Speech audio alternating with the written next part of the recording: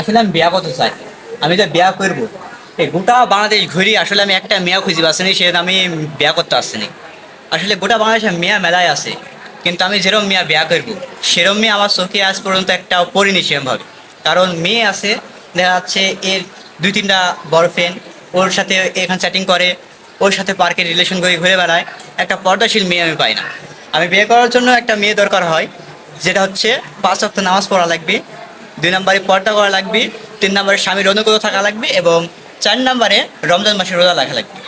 এরকম যদি কোনো মেয়ে থেকে থাকো, তাহলে আমার সাথে পার্সোনালি যোগাযোগ করে আমি বিয়ে করতে চাই। আর এখন বলতে পারো যে তোমার ইনকাম কি, আমার হচ্ছে আমি বর্তমানে আলহামদুলিল্লাহ আমার মোটামুটি আলহামদুলিল্লাহ ইনকাম হয়। সেটা দিয়ে আমি যদি বিয়ে করি ইনশাল্লাহ চালাতে পারবো।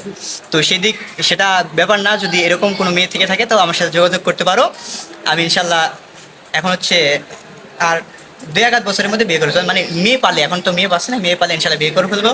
তো যে এই এখন তোমরা এই ভিডিওটা দেখছো, অবশ্যই লাইক কমেন্ট শেয়ার করবে, এবং দ্রুত বেশি বেশি করে শেয়ার করবে যাতে এই ভিডিওটা সবার কাছে যায়। যদি একটা ভালো মেয়ে পেয়ে যায় তাহলে কিন্তু আমার বিয়েটা কিন্তু অতি শীঘ্রই হয়ে যাচ্ছে। তো গুড বাই বন্ধুরা।